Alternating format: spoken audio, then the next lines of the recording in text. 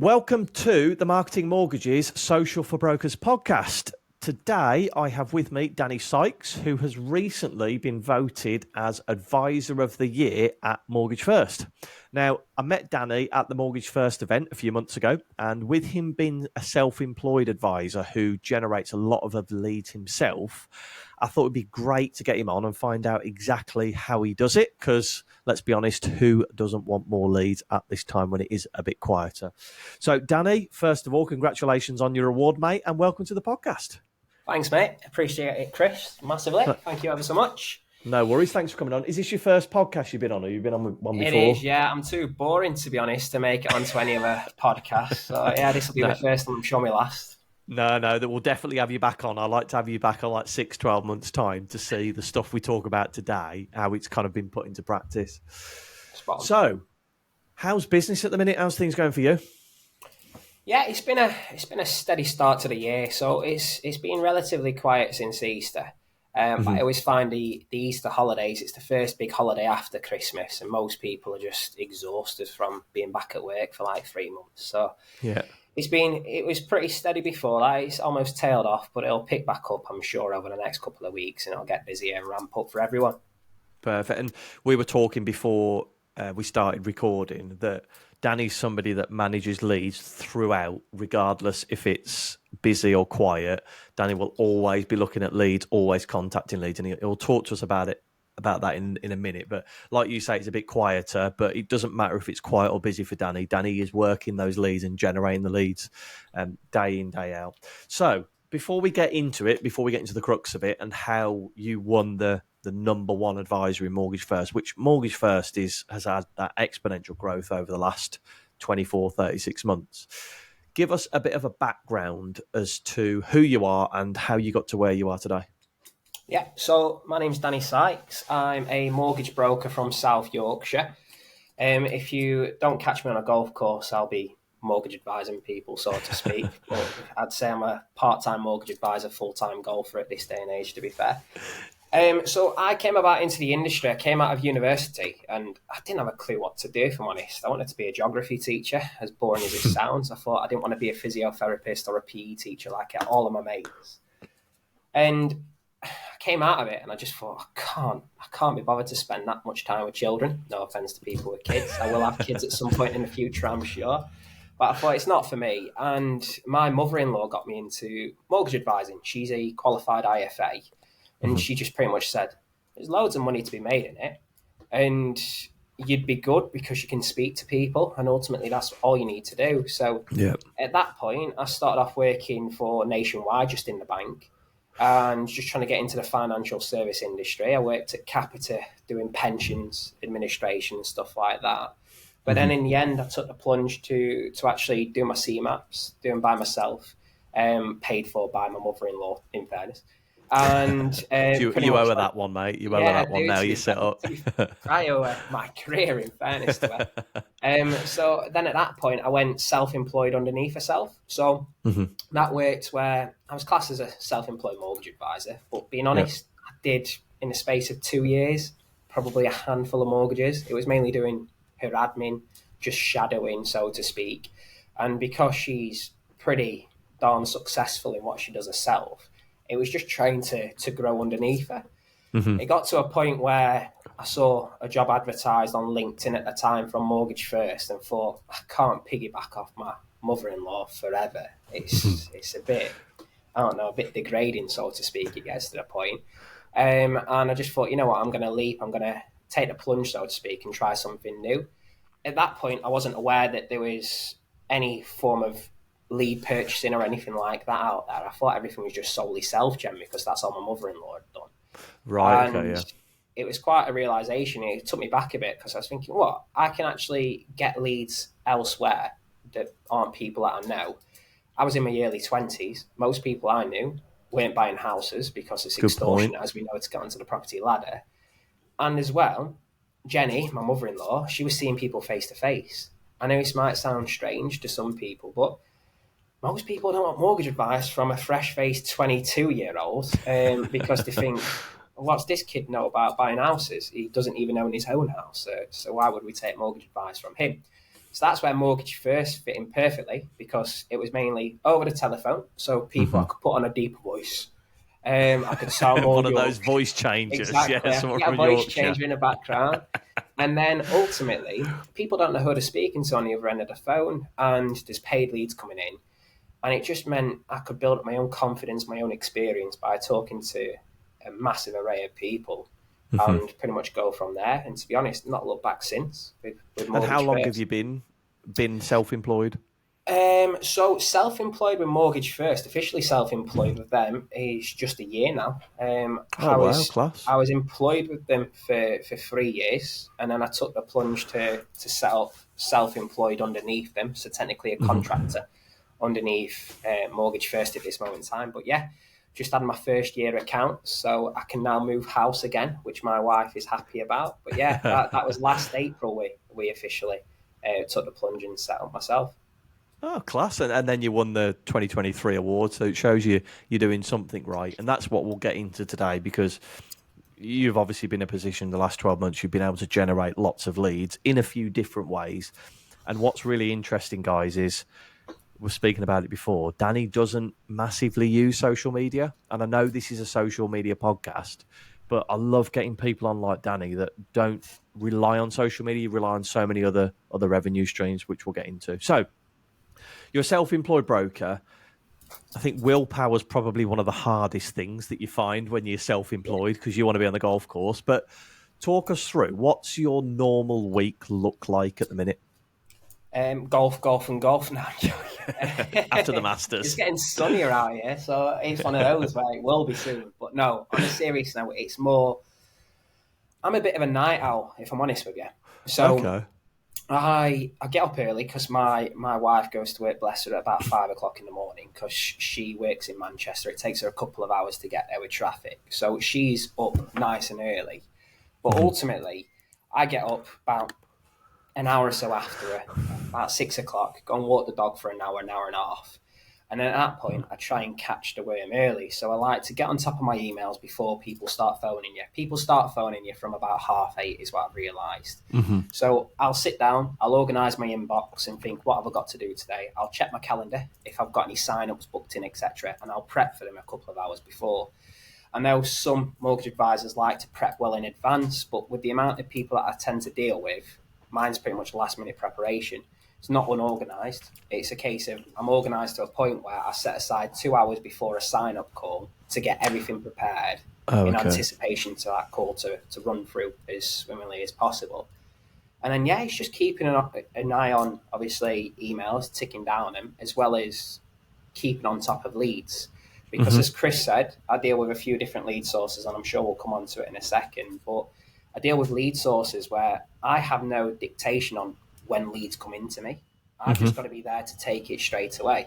So it might come in the evening, it might come in first thing in the morning, so to speak. I'm pretty much on leads 24 hours a day. It doesn't mean I'm phoning people 24 hours a day by any means, but it does mean that I've always got a phone in my hand, and ultimately, my leads will go to my phone. I can drop them a text, I can drop them a quick email. I've got templates set up, and I'll be keep fighting that fire, so to speak, just so I've got things ticking through my pipeline at all times. I like that. Something you spoke about there, because we're on an automation journey at Social for Brokers, trying to make things as efficient as possible. And you talked about email templates there. And I think it's email templates are a really powerful tool just to win a few minutes back every day. Can you talk us through what an email template is and how you use it in your business? Yeah, of course. So I have email and text templates. So if I Oh, text a text as well. template on my iPhone, I've got it pre-programmed, so to speak, that a template comes up with, hi, thanks for your mortgage inquiry. This is Danny at Mortgage First. When would be the best time for me to give you a call or to schedule a call, etc., something along those lines. So I don't only just have it in my emails, I have it in my text, and I have different words that lead to different abbreviations of like templates already set out. So the Class. main thing that I use it for is just, as you said, Chris, is just to save myself time. So the main templates that I use are if I receive an inquiry, email templates are thanks for your mortgage inquiry, or if I'm doing a decision in principle for a client, I've got a template that is congratulations, I've got you a decision in principle. You can use this to make offers on properties. It's just setting out it took me a good 6 months to get to this point where I had templates because I wasn't sure what I was using that often. And then Yeah. once I got to a point that I was typing the same email 5, 10 times a week, I got to a point where I was like, I don't need to keep typing the same email because it takes me 5 or 10 minutes each time to type it. I can just save it into one folder, then I can copy and paste it over. I actually had this conversation with my mother-in-law the other week because obviously she's a really good mortgage advisor, but she'll admit it herself. Tech isn't her strong point. So like saving templates and stuff like that, she'll never do. She'll always put a nice fancy email together, but it's probably taking her 15, 20 minutes to do it. Whereas mine's just copy, paste, done 2 minutes, and it looks exactly the same as any email Yeah. that she can produce as well.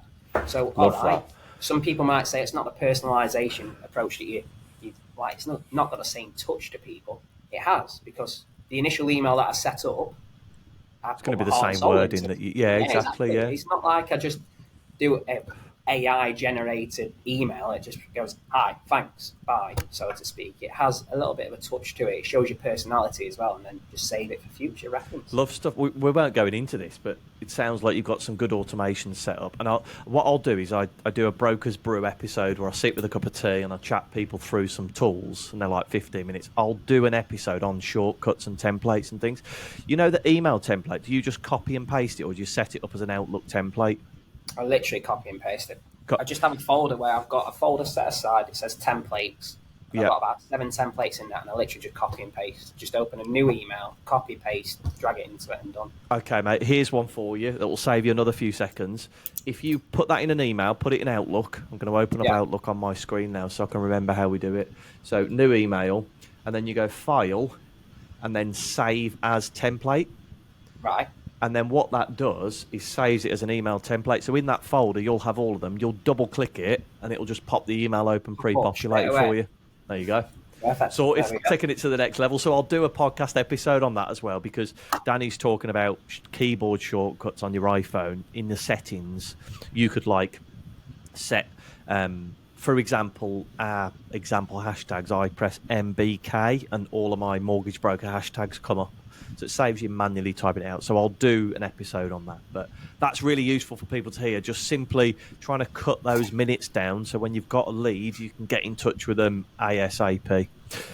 So here's a question for you that a lot of people on LinkedIn, I did a bit of a poll finding out what questions they wanted us to ask people. Yeah. What's the best tool you use in your business at the minute? That's a great question. I would say the best tool overall, I don't even think it's a tool, I think it's a necessity. I'd say it's my emails. Emails, cool. Outlook, And the reason, Gmail. yeah, I would say Outlook, because I'm Outlook through and through. I've got Gmail for personal expenses and stuff like that, but nothing beats Outlook.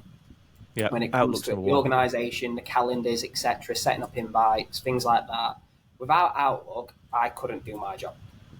It's funny, is it something we take for granted? Outlook is such a, and I think it's so good to integrate Teams when you send. I mean, invitation for meetings still blows my mind that I can just tick a button, they accept it, and you're there. Every day. And Yeah. you can get multiple responses. You can get tentative and stuff like that. Or people. Yeah, come back exactly. Yeah. in time.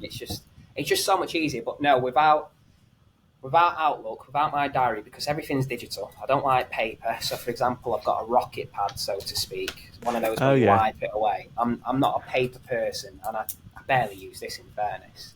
Without Outlook, I wouldn't be able to do this job. I just You wouldn't. I'm all about organisation, even though for most people you might think, oh, it doesn't look organised. I would say I'm probably one of the most organised people you'll meet in the working world, but it's all on my laptop. And if my laptop goes down, I'm screwed. So yeah, make sure you charge that. Make sure you keep it It going, needs mate. to be charged, and that's it. That's what happened on Friday. I went to see a client, and it died on me, and I was like, oh, excellent. That's my day ruined. How do I carry on the appointment? Yeah. So let's talk about leads then, because this is what everybody wants to hear from. So, what percentage of your leads would you say you personally generate yourself?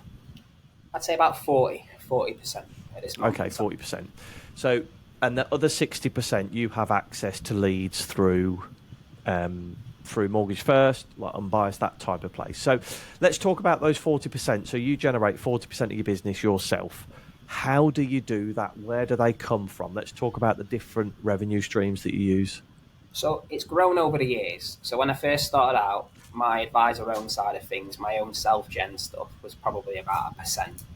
Hmm. It's just pretty much ski from good service, providing a level of service to people, friends, family buying houses, etc. Because my age demographic is now buying houses. When I first started out, they weren't buying houses. So I was early 20s, and most people know how hard it is to get onto the housing ladder. Hmm. So they weren't buying properties at that point. At this moment in time, the majority of my self-gen business is actually referrals, word of mouth, people who I've played golf with and realised that I'm a mortgage advisor and I've got on with them, so to speak, and have gone down the route of asking me if, oh, could you help me with this, so to speak?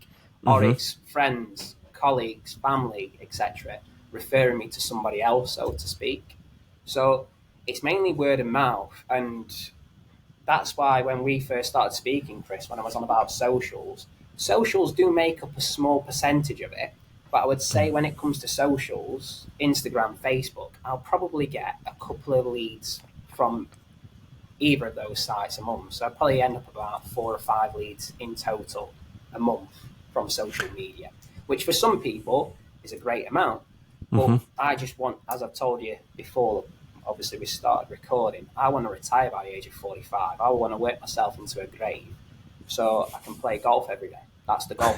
So ultimately, at 4 or 5 leads, just self gen, just dealing with them would not be enough for me, and that's why I talk to people and obviously take other external leads as well. And that's why I wanted to get you on, because we're going to speak about social media shortly, but talking about in-person networking and going to the golf club, that it might seem quite trivial, but how do you start that conversation with people on the golf course?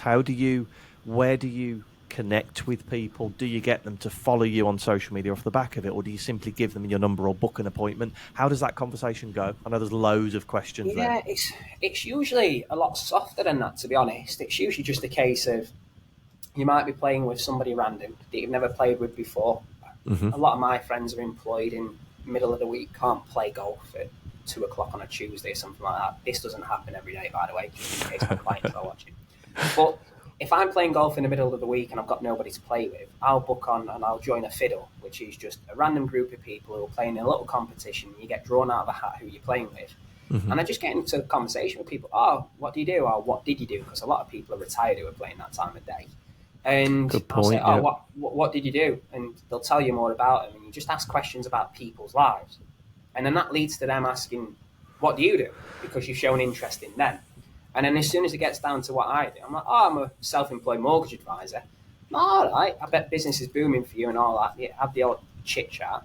But then at that point, I say, oh, serious note, if you know anyone looking for a mortgage, feel free to pass over my details. I don't give them my name or number or anything like that, because everything where I play golf is all done through your app. So you can find anyone's details on the app. Don't give them any of that. I find it too much of a hard sell. But I Oh, literally say okay. to them, if you know anyone, just literally get in touch with me. Just message me on the app or whatever. And for you, I'll give you £100 if the mortgage completes as a thank you. So it's almost a case of financially incentivizing them. God. And then And how many members are members of the golf club? How many people? good 400 people, you'd Bloody hell. say. Know what I mean? So convert 10% of those, that's 30 leads. Do you know what I mean? Over the course of, that's 3 leads a month, plus your 4 or 5 off Facebook, that's 8 mortgages a month before you even start looking at paid lead. And this is what I want people to realise, that there's so many opportunities outside of social media as well, that Danny's using the golf club to speak to people, to network, to start offering his services. But then it's interesting what you spoke about with social media before we jumped on the call. Even though you'll say you're not big on social media, you do exactly what I tell people to do. So, can you talk us through how often you post on social media and why you do it, Danny? Yeah, so I probably post on social media a couple of times a week at max, really. And the Hmm. reason why I do that is just to tick it over and let people be made aware and reminded that I'm a mortgage advisor. Because I have people, as everyone did in my day and age, I have thousands of friends on Facebook. I don't know them, but I have people I went to school with 10, 15 years ago, so to speak, who will come to me for a mortgage, even though I haven't spoke to him that 10 to 15 year period. Also, it helps that, obviously, by the sounds of it, even though a lot of people might disagree, I obviously wasn't that irritating at school, even though I thought I was. Because a lot of people do seem to approach me and actually think, oh, he seems all right. I'll get in touch with him because he's a mortgage advisor and I need help. And the way that they've seen that I'm a mortgage advisor is from me just posting a picture of a golf course on my work page on Facebook, and also inviting friends to follow my business page on Facebook. And things like that just help tick things over the slightly warmer leads. And a warmer lead I would class as somebody that knows either yourself or knows somebody who knows you. That's what I would class as a warm lead in my eyes, because they've got more chance of using you if they don't already have somebody that they're going to use. So and this is what I wanted to hear from you. It's that consistency. It's keeping yourself front of mind, just drip feeding your business in front of people, because we recommend 3 posts per week as a minimum. So you're doing 2 or 3 per week. You're keeping your audience up to date. Now, you're not, by the sounds of it, you're not doing posts like use me, book an appointment, hard hitting facts. You are saying, I'm here, guys. Very similar to the golf course approach. I'm here if you need me. I'm not giving you the hard sell, but if you want a mortgage, come to me. And like you say, somebody that knew you 15 years ago, they're going to reach out to you. And you didn't think they were a lead when you set out that social media post. You don't realise the opportunity, do you, with posting? No, and that's it. I think you've hit the nail on the head there, Chris, because a lot of the time when I'm doing the post, none of it's mortgage related. Ever. Okay. But I think I always post reviews because I think somebody's taking the time out of the day to write you a review online, etc. I'll always repost a review because it's nice that somebody's taking the time. That's the only thing that's ever really work related on my pages nowadays. At first, when I started out with socials, when I first went self-employed this time last year, I was trying things like TikToks and stuff like that, talking about different types of mortgages, how debt consolidation works and stuff like that. But I realised that a lot of people tend to just engage more if I put a photo on of my dog after he's had an haircut. Oh, yeah, of course. A dog photo always works. Or even me on a golf course, like a quick little video. I can tell you now, most people think golf is the world's most boring sport, and rightfully so, because I did up until about 3 years ago. But I'll put a post on like that, and I might get 10, 15 likes, whereas if I'd have put something about debt consolidation or, oh, I'm a mortgage advisor, blah, blah, blah, I would have got 1 like at max, and it'll be my mum, and that'll have been it. Yeah. Like, literally, nobody else will engage in it other than my mum will say, that's amazing, Danny. And I'm like, thanks, mum. You're not the person that needs help here, but thanks. But that's, I suppose my point to that would be, is you still need to keep people up to date with what's going on in the market to show that you're a professional and you know what's going on. But I suppose you do that in different ways. When you upload a photo of the golf course, you might tell people about what's going on in the market or keeping them up to date with what's going on. Because if you do too much personal stuff, you kind of lose that. You want them to still know that you're a mortgage broker, I suppose, don't you? That's where the reviews come into it for me. That's where I use the reviews to bounce back to Danny and Keely or Danny and Preet, etc. Some of the admin team have been amazing, and they'll put a little bit about their experience in the reviews. I'll always use that to try and rein it back in relation to mortgages.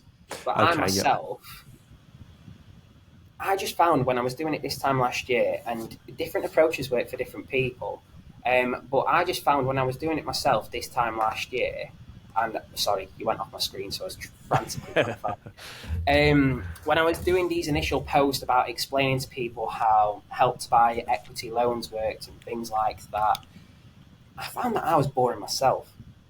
It didn't work for, I suppose, your character. Yeah, and I always think I'm quite an eccentric person, even though I'll come across today quite monotone, but I am quite out there. I can be a bit in people's face, like a bit irritating, ADHD on steroids, so to speak. But when I was trying to explain half of the mortgage stuff and trying to explain how things work and just little different things in the market, like shared ownership, how that works, I was finding I'm boring myself here. Never mind somebody who's listening. So that's why I've kind of reverted to the fact that I do go down the personal route, but I try and use reviews, or I'll try and use something work-related. If Mortgage First have posted something on their social media that is work-related and quite pivotal information, I'll repost it to mine. So it obviously portrays the information. But anything that I put on there, I tend to make it as personal as I possibly can. And it's something that talked about quite a lot. He's trying to post something that is, and this came from Ash Moreland, the brand anchor. It's something that is nothing to do with your business, but something that you're passionate about. And what happens is people find it easier to talk to you about golf, even if they've never played golf, than they do speaking to you about mortgages. So, like, mine is tea, so I'll always talk about tea and having a brew and Yorkshire tea and stuff. And people find it so much easier to speak to me about tea than they do about social media. So with you, they find it easier to talk about golf than they do about mortgages. But the golf is that opening the door to start that conversation.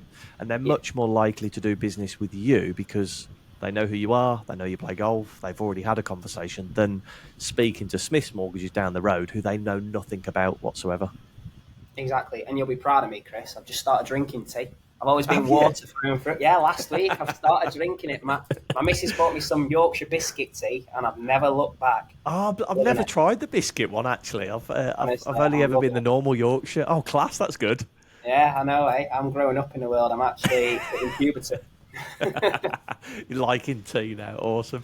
Okay, so before we get into the strategy question, which I know a lot of people love on this podcast, we donate £10 to a charity of your choice to say thank you. Which charity did you want us to make the donation to? I would like to go for Mind Charity, please. Mind Charity. We will make that donation for you. Perfect. So now, as part of the strategy question, we're going to pretend that you've moved to the north of Scotland. You've got a laptop that's fully charged, you've got a mobile phone, and you've got an internet connection. What would you do to start generating mortgage business? So, the way I would start, and this is using my own experience, firstly, I'd be out on a golf course. It's North Scotland. There's going to be golf courses up in Scotland. Good point. Yeah, I never thought that. So I'd be out there playing golf day in, day out, and I wouldn't actually do any mortgages. But no, I'd start off by socialising in the local area. One of the biggest advocates that I have for generating leads that I haven't spoke about is my wife. So she seems to get me mortgages here, there, and everywhere just from speaking to people and shouting about it. She always used to do it for her mum, and then now her mum hates me because she does it for me instead. You're nicking all the leads for the family. That's it. I take it all. But it's like wherever she works. So at the moment she works for My Protein, and then there's quite a lot of people who obviously work under My Protein. And because she's in marketing, she's like a marketing manager there, she'll speak to people, tell them what they do. And then all of a sudden, if they're looking at buying a house, she's not afraid to straight away chuck my business card and be like, oh, class. So that helps. But yeah, I'd get her out and about, socialising in all the pubs. I'd be on all the golf courses, and then that'd be a good start.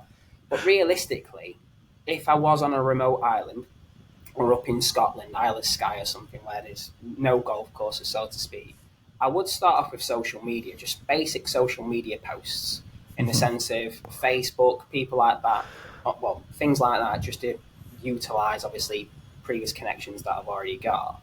But the main way that I would get instantaneous business is using lead sources that are provided by companies like Mortgage First, such as the Unbiased website or the Online Mortgage Advisor website and stuff like that, where you can actually pay for leads, people who are wanting advice straight away. Now, I'm not saying these leads to any mortgage advisor out there are great, because they're not all great. You've got to find the needle in the haystack, so to speak. You've got to learn criteria over time, because John Stones, the director of Mortgage First, they'll tell you how much money I've wasted on Unbiased over the years of his money. Just because ultimately, when I first started off, I'd accept any random inquiry. Whereas nowadays, I've realised there's certain things that you've got to look out for. So if it's if it's a case of it's going to be high income ratio, so to speak, when you're looking at income multipliers, if somebody's put on their unbiased inquiry that you earn 20k a year, but they want 100k mortgage, you're probably not going to accept a 5 times income inquiry. Whereas naive Danny would have gone, yeah, it's just people to speak to. I'll take any of them and I can go from there. It's not the way to do it. You've got to narrow down your search engine and refine what you're looking for. So if I wanted instantaneous business, I would go down the paid lead source, but narrow and refine my search. I would use socials just to generate a presence. But then, ideally, I'd be stuck out on a golf course and my missus socialising here, there and everywhere to try and spread my name. Awesome, love it. And that's quite interesting with lead sources and lead buying is try and narrow down that filter. I suppose that comes with experience, doesn't it? That's what mortgage advice does. You learn the criteria. If you can learn criteria, you can learn criteria for leads, essentially, can't you? You Massively. can kind of like fine tooth comb. But what you said before you came on the podcast is it's always working leads. You can't just go to leads when you're quiet. You've got to be doing it when you're busy as well, because you gain that knowledge of what leads work and what leads don't. But I love the idea. If you're in the north of Scotland, yeah, get on a golf course. You're all about people. It's exactly what you're doing now. You're all about speaking to people, getting your wife to speak to people, dropping your business card in, speaking to people about what you do and how you can help. And that sounds like the kind of person that you are, Danny. You're somebody that relies a lot on your personality and your character, which is a good thing to get that refer business, don't you? Yeah, exactly. And I'll always pride myself on service because I always want, as I said to you before, Chris, I want everything doing yesterday. And ultimately, I want instant gratification in anything that I do. So why should any of my clients be any different? So if I get an inquiry, if I get it at night, I'll drop them a text. Even if I'm playing football or just about to go to five-a-side or anything like that, I'll still drop an inquiry, a text, and say, hi, when's free for you tomorrow, etc. Just because I always think that I'm so impatient in life, my clients are going to be. And if not, then fair enough, they're a lot better person than me because I am just extremely impatient. So I just think if you are taking leads, you need to work them instantaneously, especially these paid leads. You need to be on them right away. And also, an old cliche that's said a lot around Mortgage First, well, within the ranks of Mortgage First, you need to constantly take leads because if you start taking leads when you're quiet, when you take a lead, it's not instantly converted. It's going to take you weeks, sometimes months. If not, I've had clients where it's taken me like a year or so to actually convert it because they've been looking for properties for ages. So if you wait until you're quiet before you start taking leads, you're not actually going to build up a sustained pipeline. It's going to be constantly plateauing. It's going to be a case of you're going to go in peaks and troughs. So that's why I always think you've got to be kind of on it. If you want to be successful in my way of doing things, in my line of work where I'm not relying solely on self-gen, I am taking paid leads. You've got to be willing to take paid leads constantly to try and obviously maintain high levels of business. And that's you saying that is exactly the same as marketing, and I'm going to liken it to your wife's job in marketing. Let's pull away from mortgages altogether. She works for MyProtein. I can imagine the biggest sales that they have is in January, February, because it's all people going to the gym and getting rid.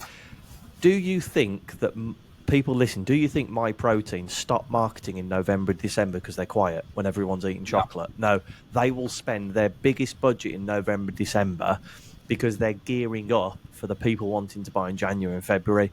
And this is my point to people with social media marketing and any marketing. You've got to be doing it when you're busy because the quiet times are coming, but you're almost lining that next batch of clients coming through. I'm getting really passionate about it now because it's hard, all though, about... isn't it? It's very It's hard hard for because... so many people because when you're that busy, the last thing people think about is trying to self-gen or keep things going for the future because you're just thinking about the now. But ultimately, if you're just thinking about the now, it's going to tail off.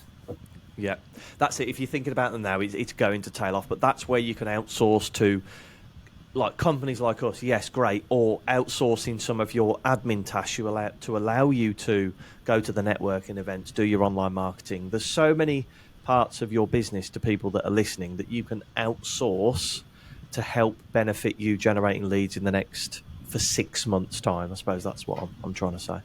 Danny, it's been an absolute pleasure. Thank you so much for coming on. Where can people connect with you if they want to reach out and have a chat? On a golf course. On a golf course near you. That's it. They can reach me at Danny at Mortgage First on Instagram and also through LinkedIn, Facebook, whatever's easier. Or ultimately, you can always get in touch via email. If you go onto the Mortgage First website, and that's first being 1ST, the numerical first, you'll see my details on there. Perfect. And if you're looking on LinkedIn, it's Danny, which is Danny, Sykes, Sykes. Danny, thank you so much for coming on. Really appreciate your time. Thank you. Thanks, Chris. Cheers.